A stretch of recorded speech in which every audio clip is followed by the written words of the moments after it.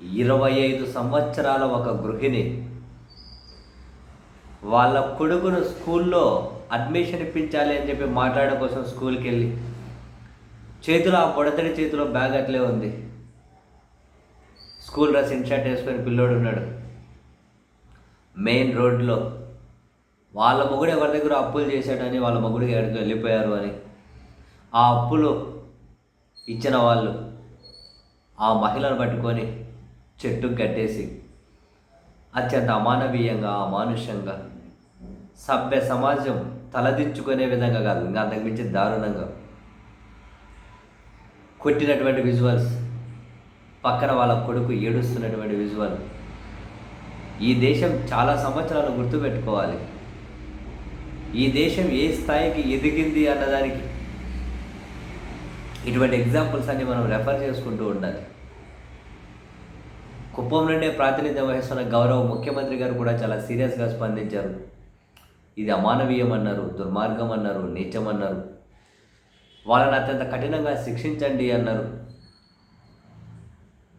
సరే, వాళ్ళు తెలుగుదేశం పార్టీ కార్యకర్త అని చెప్పి వార్తలు వచ్చిన ఏ కార్యకర్త అయినా కానివ్వండి, ఇంత అమానవీయంగా ముఖ్యమంత్రి గారు అత్యంత కఠినంగా శిక్షించండి అన్నారు. ఆ మహిళకు 3 పిల్లలకు చదువులు చెప్పించే బాధ్యత తీసుకుంటామన్నారు. వాళ్ళ చదువుల కోసం 5 లక్షల ఆర్థిక సహాయం ప్రకటించారు. ముఖ్యమంత్రి గారు చాలా జెన్యూన్గా చాలా సీరియస్గా స్పందించారు ఈ అంశం మీద. కానీ కొన్ని మీడియా సంస్థలకు ఆ అంశం ఒక డిబేటబుల్ అంశం కూడా కాకుండా పోయింది. ఆ అంశం గురించి మాట్లాడితే కుప్పం గురించి మాట్లాడాలి, కుప్పం గురించి మాట్లాడితే చంద్రబాబు గారి ప్రభుత్వం గురించి మాట్లాడాలి, ఆ ప్రభుత్వం గురించి మాట్లాడితే సంవత్సరం నుంచి జరిగినటువంటి దారుణాల గురించి మాట్లాడాలి. అందుకని చెప్పి కొన్ని పత్రికలకు, కొన్ని టీవీ ఛానళ్లకు కనీసం ఈ అంశం చర్చించే అంశం కూడా కాకుండా పోయింది. దుర్మార్గం. అటువంటి మీడియా వాళ్ళ చేతుల్లోనే, అటువంటి వ్యక్తుల చేతుల్లోనే మీడియా అనబడే పెద్ద పెద్ద సంస్థలు ఉన్నాయి. దేశం మాట్లాడుకోవాలి ఈ అంశం మీద, చాలా జెన్యూన్గా నిజాయితీగా చర్చించుకోవాలి. కానీ వాళ్ళకి అంశం అసలు డిబేటబుల్ అంశం కూడా కాదు. ఏడ చూసినా జగన్ తిట్టాలి ప్రతి అంశంలోనూ.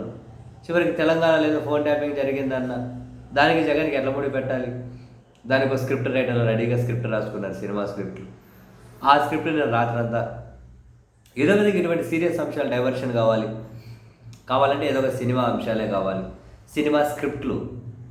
అందులో స్క్రిప్ట్ రైటర్లు నేను ఎప్పుడు చెబుతాను, ఆ పత్రికల్లో స్క్రిప్ట్ రైటర్లు పనిచేస్తారు, ఆ టీవీ ఛానల్లో స్క్రిప్ట్ రైటర్లు పనిచేస్తారు.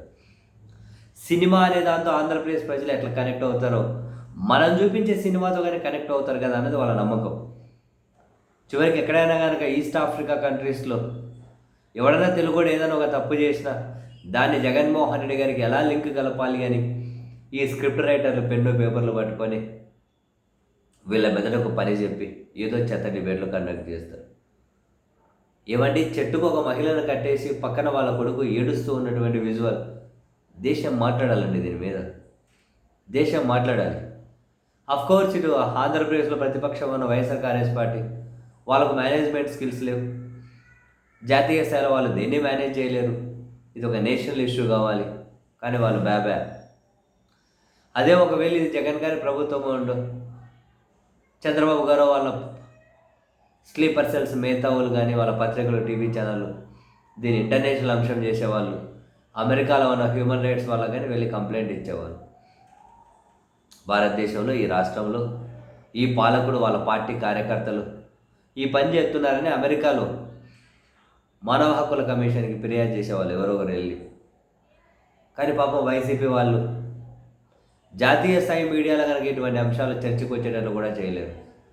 ఆ మేనేజ్మెంట్ రాక ఎంత దారుణమైన అంశం. ఆ విజువల్ చూస్తే ఎంత దుర్మార్గం. ఒక సెక్షన్ ఆఫ్ మీడియాకి అది ఒక అంశం కూడా కాకుండా పోయింది. కనీసం వీళ్ళ బతుకుల్లో రవ్వంతన్నా ఎప్పుడోసారి నిజాయితీ ఉండకపోతుందా అని చెప్పి ఆశపడ్డ వాళ్ళను ఎవడైనా ఆశపడితే వీళ్ళ మీద వీళ్ళ వల్ల ఏదైంది పోయేదేంది. కానీ ఏదో స్క్రిప్ట్ రైటర్లో నోరు వేసేది పిచ్చివాగుడు వాగుతూ ఉంటారు కదా, ఆ పిచ్చివాగుడు ఒకరోజన్నా కట్టబెట్టేటువంటి సీరియస్ ఇష్యూస్ మీద ఒకరోజన్నా మనుషులం అని చెప్పి వాళ్ళు ఏమైనా గుర్తు చేసుకుంటారు అనుకుంటే వాళ్ళ బతుకుల్లో అటువంటి అలా బతుకులు అటువంటిది ఎప్పటికీ ఉండదని చెప్పి మరోసారి నిరూపించుకున్నారు.